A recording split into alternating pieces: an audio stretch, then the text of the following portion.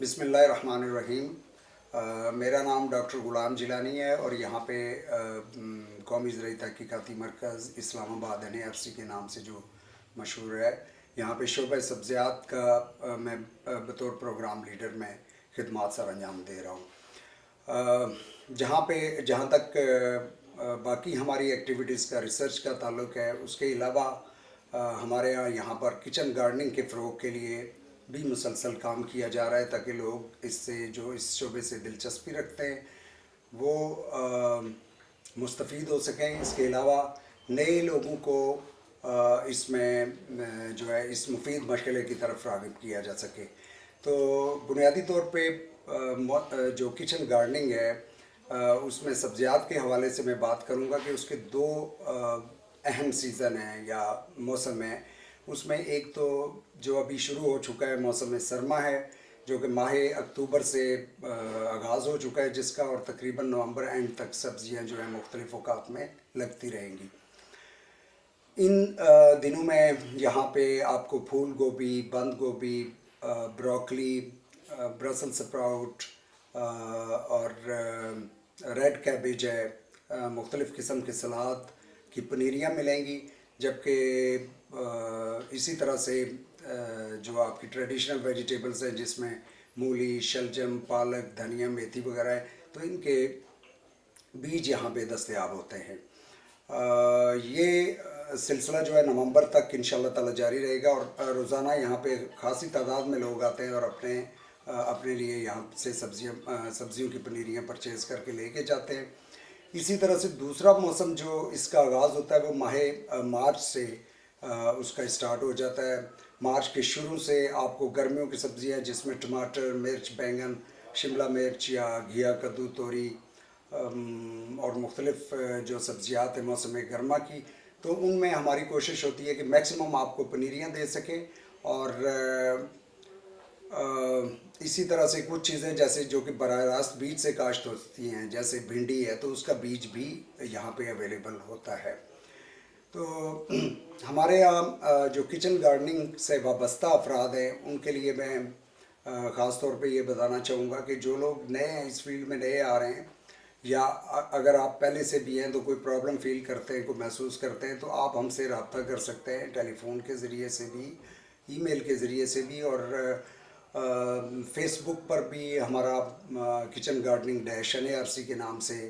Facebook का जो है हमारा अकाउंट चल रहा है। तो आप हम लोगों से रब्ता करके तो अपने मसाइल का हल हमसे पूछ सकते हैं। इसी सिलसिले में आगे बढ़ाते हुए ये आपको बताना चाहूँ कि बुनियादी तौर पे जो मौसम सरमा की सब्ज़ियाँ जो आजकल काश्त हो रही हैं, तो आप इनको बाज़ लोगों के पास स्पेस होती है घर के साथ या बैकयार्ड में, तो वहाँ पे ग्रो करते हैं। बाज़ लोग छतों के ऊपर गमलों और क्यारियों में सब्ज़ियाँ काश्त कर लेते हैं। तो जो बुनियादी जुज़ है इसका, वो ख़ास तौर पे मैं आपको बताना चाहता हूँ कि ऐसी जगह का इंतखाब कीजिए जहाँ पे कम से कम 6 घंटे सूरज की रोशनी आपके पौधों पे पड़ सके, उन्हें मिल सके डेली, ताकि आपकी सब्ज़ी की पैदावार जो है वो अच्छी मिल सके आपको। और आजकल जैसे कि मौसम ऐसा चल रहा है कि दिन को ज़्यादा गर्मी होती है और रात को अमूमन रातें ठंडी हैं, तो पानी का आप इस तरह से करेंगे कि गमलों और क्यारियाँ जो छतों के ऊपर हैं ख़ास तौर पे, उनको आपको डेली ही तकरीबन पानी लगाना पड़ता है। जबकि क्यारियों में अगर आपने सब्ज़ी काश्त कर ली है तो तकरीबन एक हफ़्ता के वक्फे से अगर आप पानी लगाएं तो आजकल कोई उसमें जो है उसकी ज़रूरियात पूरी की जा सकती हैं। बाकी इसमें जो कुछ प्रॉब्लम्स हैं जो ख़ास तौर पे